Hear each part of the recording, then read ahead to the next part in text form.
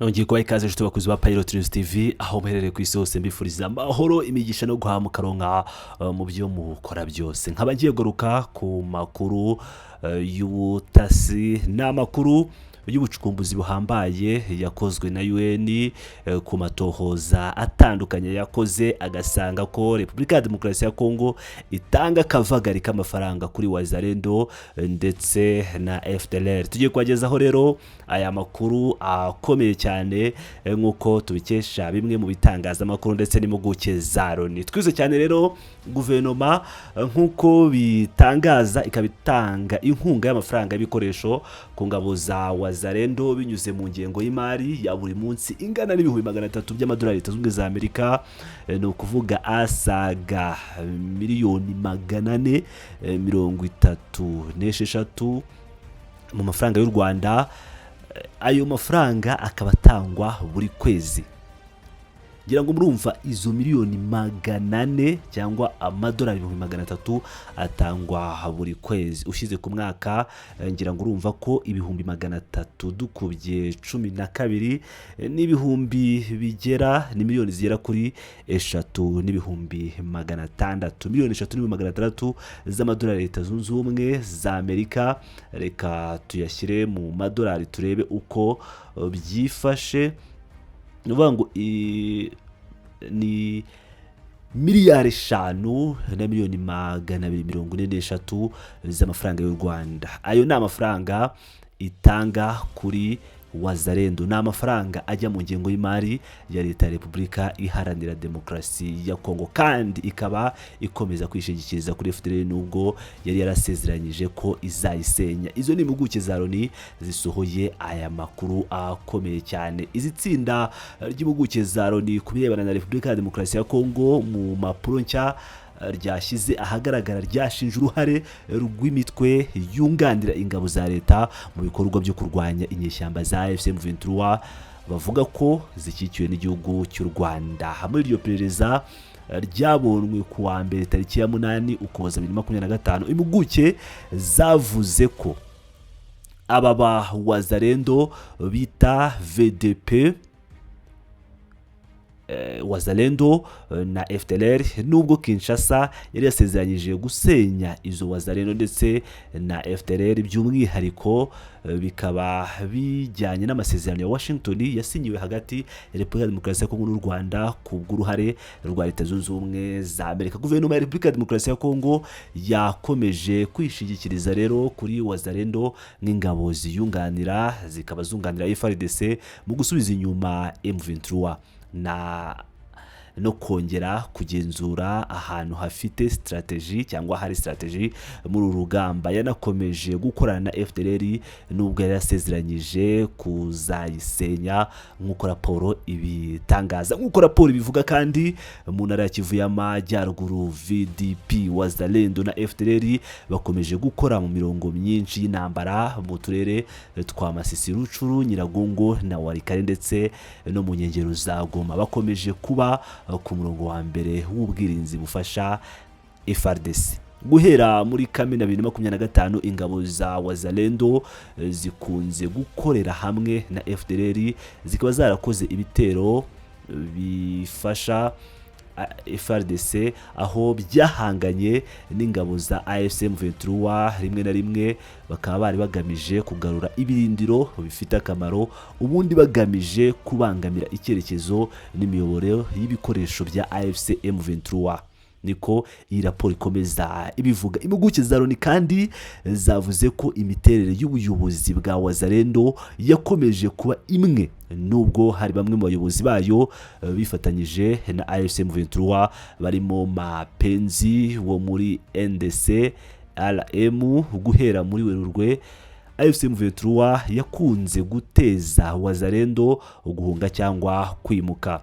Guido Shimilai Muisa, general ngira ngo muramuzi, akaba ari umuyobozi wa NDC wungirije VDP, yimuri ibirindiro bye Ipinga abijyana Ikibati muri Warikare kugira ngo abuze AFC M23 gutera imbere ku muhanda wa Warikare, Kibua, Kashebere, Masisi.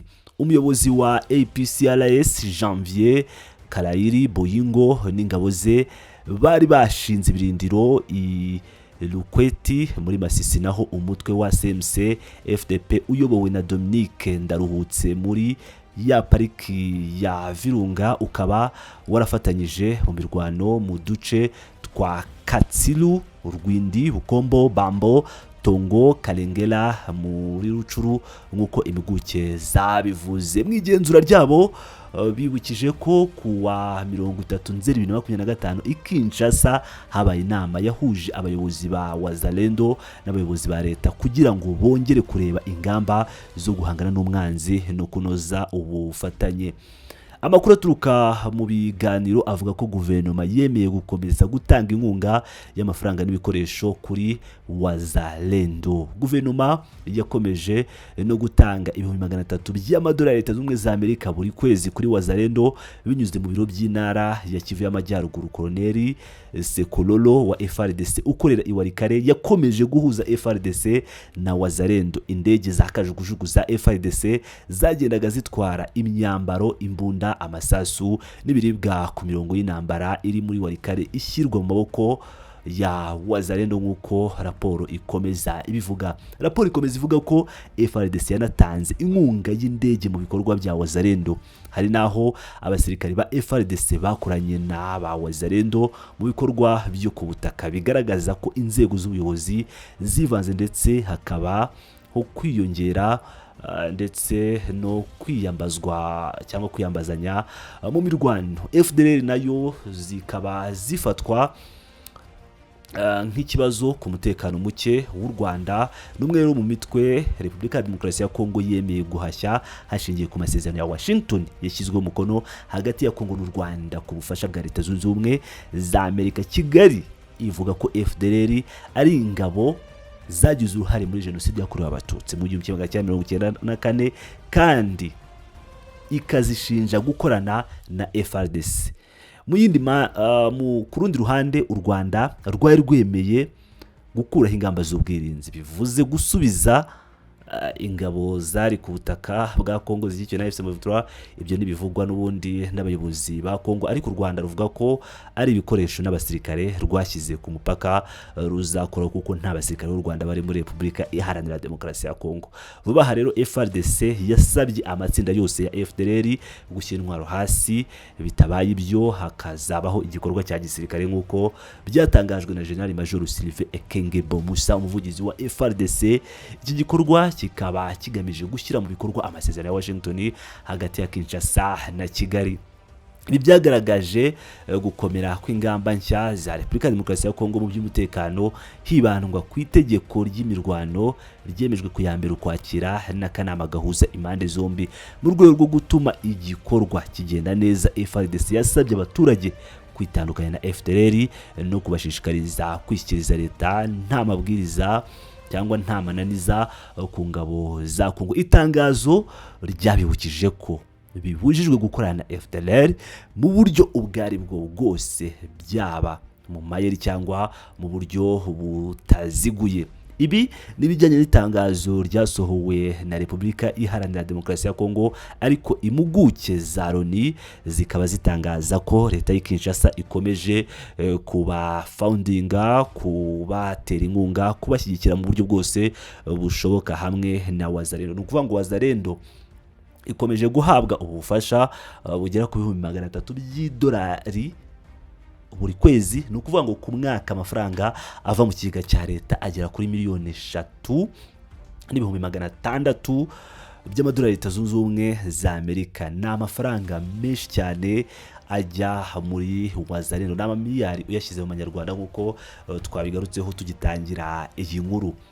Si ibyo kandi gusa nk'uko twabivuze, FDLR nayo ikomeje kuba ishyiga ry'imbere mu mirwano ikomeje kubera muri Repubulika ya Demokarasi ya Kongo, aho ikomeje kwifashishwa by'umwihariko muri Kivu y'Amajyaruguru ahari ibirindiro bitandukanye byabo, ndetse nk'uko mu byiyumvira umugaba mukuru Faci Beto ndetse na Sebarundi bakomeje gukorana n'inkoramaraso za FDLR muri izi ntambara, aho bikomeje kugaragara ese uyu mutekano uzagaruka ko perezida Felix Antoine Tshisekedi Chilombo akomeje kurenga ku masezerano ndetse ubwe yishyiriyeho umukono, nubwo ubwo perezida wa Leta Zunze Ubumwe za Amerika Donald Trump yavugaga ati aba bagabo mubona hano imbere yacu ni inshuti, nubwo barwanye ngende kubabona ari inshuti. Perezida Paul Kagame rwose agaseka abona ko yishimye, ariko Faci yari yarakaye yabishe yarakaye cyane ngo rero murumva ko ari ibintu bikomeye cyane.